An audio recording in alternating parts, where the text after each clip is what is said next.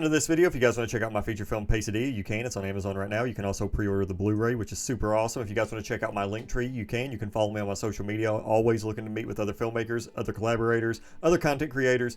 And I'm going to go completely off the cuff talking about Squid Game Season 2, or just Squid Game 2. I prefer to call it Squid Game 2 because these are more...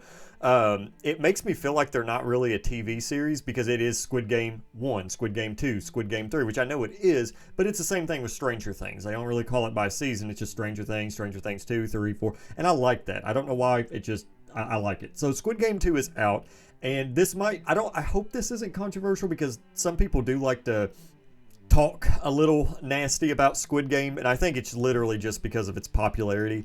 It's the first season literally kind of blew up the world, but I actually love Squid Game, and it is probably one of my favorite series ever. I just think that it's great, and I have no shame saying that. I love it. But whenever I heard that there was going to be a Squid Game 2, which I kind of knew there was going to be, like after I finished the first season, I mean, of course, because of the way that it ended, but I mean, even before the first season even ended, whenever I was watching it, I was like, yeah, there's no way that they're not going to capitalize on all the viewers that this show is getting, because it had like a record number of viewers. I think it had like almost 1 billion viewers. Maybe it did have 1 billion, which is nuts.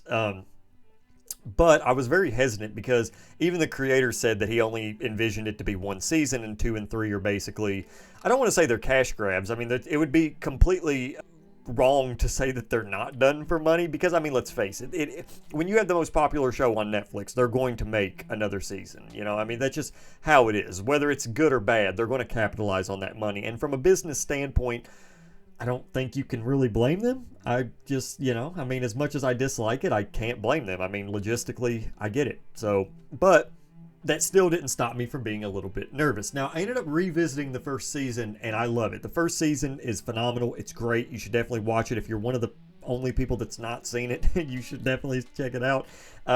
Even my mom watched Squid Games, and that was like, she finished season 2 before me and then sent me a long text. And I was like, I'm not looking at it because I don't want it spoiled, but I'm not going to spoil anything for you guys. I'm just going to talk. I'm going to have a little bit of a discussion about it. And then towards the end, there's going to be like an extremely mild spoiler. Extremely mild. Like it's literally just going to be 1 word basically. And it does not really spoil anything. But if you want to go in completely blind, then I'll make sure that that doesn't happen. But Squid Game Season 2 picks up 3 years after the first season. Player 456 goes back into the games and he's trying to stop it. One thing that I really liked about this season is we have a new group of characters, but I feel like I enjoyed these characters a little bit more than I did the first season. And I don't want to say anything because it will be a spoiler, but even though this has shorter, even though it's technically a shorter season with 7 episodes, the episodes are longer. Like there's not a weird like 30-something minute long episode in the mix. They're pretty long. There's one that's 1 hour and 16, I believe. But the characters themselves, there's a lot more stakes in this game. And again, I'm not going to spoil what some of these characters are, but there's one that's already been confirmed, and it's the mother and the son. So that's as far as I'll go, but there's also some very unique characters, and they have their very unique situations outside of the games.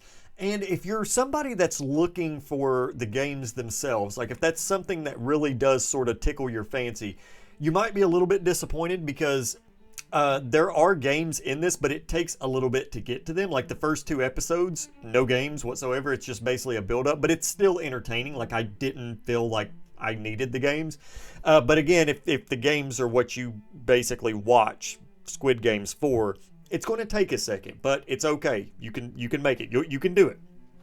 And also, the games are completely different this time around, which is something I really appreciated. There was one moment in particular, though, like you think that it's going to go the direction of the first season, and then something happens, and I'm like, wow, okay, wow, how is he going to find himself out of this situation? And then it's like, okay, well, it's not that. But again, I don't want to spoil anything. You know, that's the main thing. But also, as we're watching these games, we're also following another group of characters outside of the games. It makes for a very interesting kind of dynamic between the narrative because it's tonally, it's very different from the first season. Like it's different enough to where I appreciate the direction that they took, especially with that first episode. But at the same time, the cinematography, they do this weird thing where they do these like quick little zooms, which I didn't remember from the first season. I like them. It doesn't really bother me. But some of the games, let me tell you, they're not running out of ideas with these games. They're really not. I'm here for it. I'm definitely here for it. And all in all, if I'm being completely honest, I mean, look, I get that there's like a honeymoon phase when it comes to things, and you know, when you watch something, you might say, "Oh, okay, well, this was better than that, or this was better with that." Like, because like Stranger Things season 2 is probably still my favorite. Maybe season 3. I'm not exactly sure, but with Squid Games, I can probably confidently say season 2 is probably my favorite season. I think it's better than the first, and I guess the reason why is because all the exposition is over with, and now I can just sort of live in this world with these characters. Because the first season, honestly, if you want to consider the first season just this huge exposition dump for what the second season and what the third seasons are probably going to be, because there is a third season and it's going to be coming sooner probably than you think, then I don't know. I feel like we're actually in the meat of things, or the thick of things, and I like that. I don't know. I mean, they could have easily have failed this, but even though we didn't need a second season, I think it's good. I was completely enthralled the whole entire time. I mean, when I was watching that last episode and I saw that there was only 5 minutes left, I was just kind of like, dang, please don't end. And this is going to be the mild spoiler. So if you don't want anything spoiled about Squid Games, then get out of here. Go. See you later. But hit that subscribe button.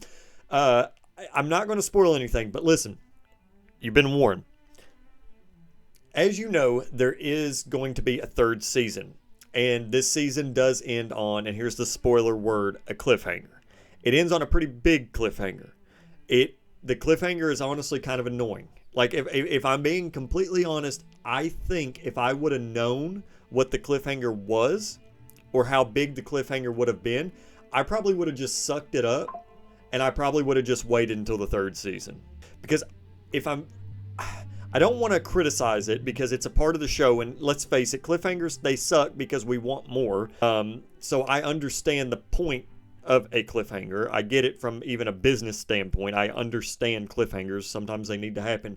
But this cliffhanger really did kind of upset me just a little bit. And it's mainly not because it was a cliffhanger. It was just because I feel like, really, the way the story was going, they probably could have wrapped this series up in maybe 2 or 3 more episodes. Like, they could have just finished the games, had something happen.